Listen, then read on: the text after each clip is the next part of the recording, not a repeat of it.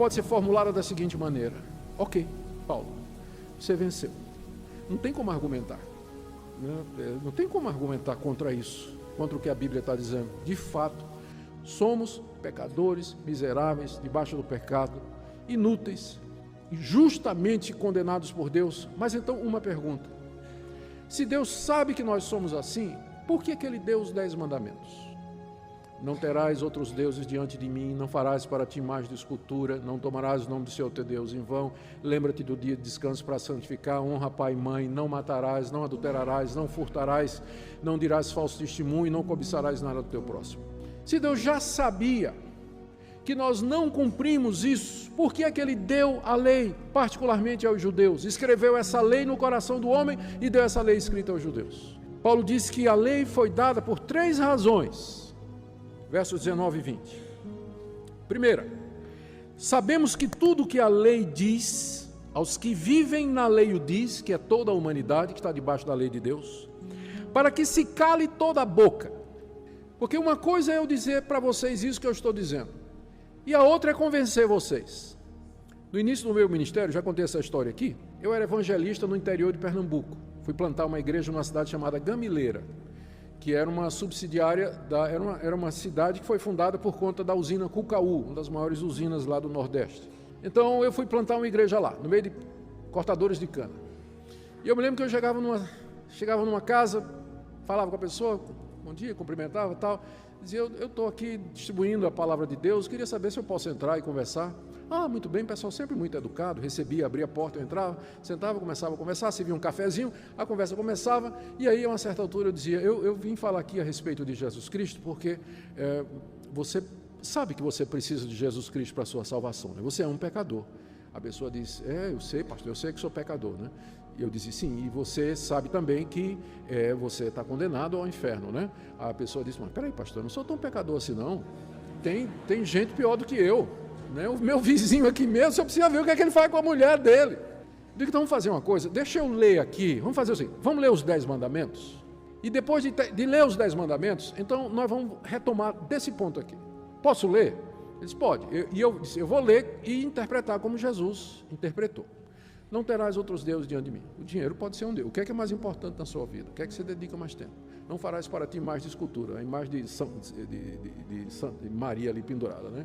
Tudo mais, olha, tá. Não tomarás o nome do Senhor teu Deus em vão. Você fica dizendo, né, Armaria, Virgem Maria, ou não, Armaria, isso aí pode, porque não é nome de Deus, mas ai meu Deus, vale-me Deus, ou qualquer outra coisa, você fica dizendo essas coisas, pastor, agora que o senhor falou tal, é verdade. Você sempre obedeceu aos seus pais, pastor, agora que o senhor falou, não, eu fui meio desobediente e tal, e a mulher dos outros, você já olhou? Pastor, já que o senhor está perguntando, né, tá. No final, quando chegou no final dos 10 mandamentos, sabe quanto ele tinha guardado? Nenhum. E aí o argumento dele, acabou. A lei foi dada para calar a boca da gente, a sua e a minha, para que você não fique dizendo, tem gente pior do que eu não tenho culpa disso, Deus é injusto, eu sou inocente. A lei foi dada para calar a boca do homem, porque essa é a grande desgraça do pecado. Ele não somente corrompe o coração do homem, mas cega o homem para ver a sua realidade. Ele não consegue ver que ele é tão pecador, ele não consegue se conscientizar que ele merece o castigo de Deus. Por isso Deus deu a lei, que funciona como espécie de espelho. Olhe-se na lei e você vai ver se você é um pecador ou não. Para isso que a lei foi dada, para calar a boca de todo mundo. Segunda razão que a lei foi dada, final do verso 19, para que todo mundo seja culpável diante de Deus. A culpa já havia e o pecado já havia, mas era necessária uma formalização. E a lei, então, é essa formalização. Deus vai dizer, você está condenado por quebra desse mandamento, desse mandamento, desse mandamento, de todos os mandamentos.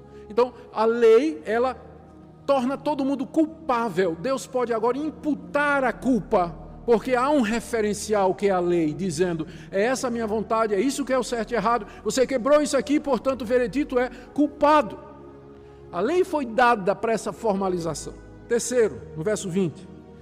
Ele diz que no final, em razão de que pela lei vem o pleno conhecimento do pecado. A lei foi dada para que o pecado fosse plenamente conhecido. Eu tenho certeza que as pessoas que nunca ouviram a lei de Deus, ao fazerem, eu vou usar um imaginário aqui, quando eles roubavam alguma coisa do inimigo, ou de um amigo, ou tiravam alguma coisa, pensando numa tribo aí, sei lá, em qualquer lugar, uma pessoa que nunca ouviu falar da lei de Deus, aí furta alguma coisa de alguém. Eu tenho certeza que vem um desconforto na consciência daquela pessoa, só que ela não sabe dizer o nome daquilo. Mas quando a lei veio, ela agora sabe o nome daquilo. Roubo, chama-se furto, é quebra de um mandamento da lei de Deus. Então a lei foi dada para que a gente tivesse pleno conhecimento do pecado, em que é que nós estamos errando, em que é que nós falhamos diante de Deus. A conclusão de Paulo aqui, no verso 20, início do verso 20. Ninguém, portanto, será justificado diante de Deus por obras da lei. Ninguém vai se justificar diante de Deus fazendo obras exigidas pela lei. Não vai, porque a lei não foi dada para isso. Seria a mesma coisa de você ir no médico, né? E você está sentindo que está tossindo, está escarrando sangue, está com febre. Então o médico tira lá, coloca você naquele aparelho, tira uma chapa de raio-x. E na chapa de raio-x vem lá a mancha. Você está com pneumonia. Então aquela chapa de raio-x, né? Hoje em dia é tudo, eu estou falando da minha época que tinha chapa, hoje em dia é tudo no computador, né? Mas vocês estão me seguindo. Então né? O médico pega aquela chapa, põe naquele quadrinho luminoso, né? E diz, olha aqui, ó, tá vendo essas manchas aqui? Você está com pneumonia. Agora, imagina que eu vá para... Doutor, muito obrigado. Pega aquela chapa, bota embaixo do braço, chega em casa e digo, Minca, faz um chá com essa chapa que eu vou tomar e eu vou ficar bom. Não vai. Porque o propósito da chapa não é salvar, mas o propósito da chapa é lhe dar pleno conhecimento da sua doença. A lei foi dada para ser um raio-x da situação do seu coração. Ela não vai lhe salvar. Ninguém é justificado diante de Deus fazendo as obras da lei, porque esse não é o propósito da lei. A lei veio para calar sua boca, tornar você culpado diante de Deus e lhe dar pleno conhecimento da razão pela qual você está condenado. Você entrou aqui essa noite pensando que você tem controle sobre a sua vida. Do tipo assim, você sabe que faz algumas coisas erradas, mas que você pode mudar quando você quer. Não, você não pode mudar quando você quer. Você é escravo da sua vontade, das suas paixões, dos seus pensamentos. Se Deus não interferir na sua vida, não chamar você, esclarecer seu coração, sua mente, mudar a orientação do seu coração, você vai morrer nos seus pecados. Por isso não espere. Hoje à noite você ouviu o veredito a respeito da sua situação. Hoje à noite você pode se voltar para esse Deus, não precisa esperar domingo, mas hoje à noite você pode se voltar para esse Deus e dizer, Deus, é verdade, isso aqui que foi falado é o meu retrato, sou eu me encaixo aqui, tenha misericórdia de mim, e me liberte dessa escravidão e dessa condenação. Talvez haja pessoas aqui iludidas, pensando que, mas espera aí, isso é um quadro muito drástico, muito radical, não é? Eu não sou tão ruim assim, eu ainda faço algumas coisas boas. Essa é a grande ilusão do pecado. Um falso diagnóstico a respeito do seu estado. Nada de bom que você faz tem origem no seu coração, mas é a misericórdia de Deus, porque a Bíblia é clara, tudo que é bom vem dele, tudo que é ruim é de nós. Nada bom vem de você. Então não se iluda com isso, pelo fato de que você consegue ser uma pessoa que é honesta, que cumpre os seus deveres. Isso às vezes está cegando você para ver a verdadeira realidade do seu coração. Eu queria que você hoje à noite pensasse nisso que você ouviu. Tem gente aqui que talvez diga assim, eu não acho que Deus se importa. Deus está lá em cima no céu, Ele é criador de todas as coisas, eu nem sei se Ele me conhece e que Ele se importa com o que eu faço. Pode acreditar sim, Ele conhece, sabe cada pensamento, Ele é onipresente, Ele é onisciente e Ele é onipotente. Ele é Espírito perfeito, reto, invisível, está em todo lugar, conhece você por dentro e por fora. Antes de você falar, da palavra chegar na sua boca, Ele já conhece você todo, conhece o seu andar e o seu levantar, de longe Ele entende o seu pensamento, e é diante dEle que você vai prestar contas. O assunto é urgente, a matéria é séria. Talvez alguém diga assim, pastor, eu não acredito que Deus vai me fazer sofrer depois da morte. O que leva você a acreditar nisso?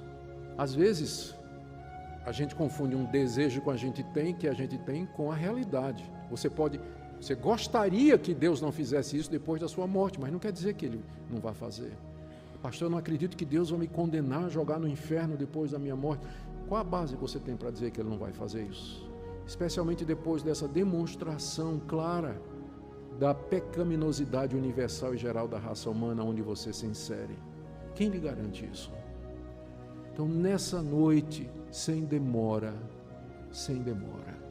reconcilie-se com esse Deus, chegue-se a esse Deus e implore a Ele misericórdia, compaixão e perdão, porque Ele é um Deus bom, compassivo, misericordioso, tem prazer em perdoar, e Ele não rejeita o contrito e o abatido de coração, e todo aquele que se aproxima dEle humilhado, quebrantado, convicto e arrependido, vai conhecer o perdão e a misericórdia que esse Deus maravilhoso oferece, e sua vida então vai mudar, e você será livre da escravidão do pecado e da culpa do pecado.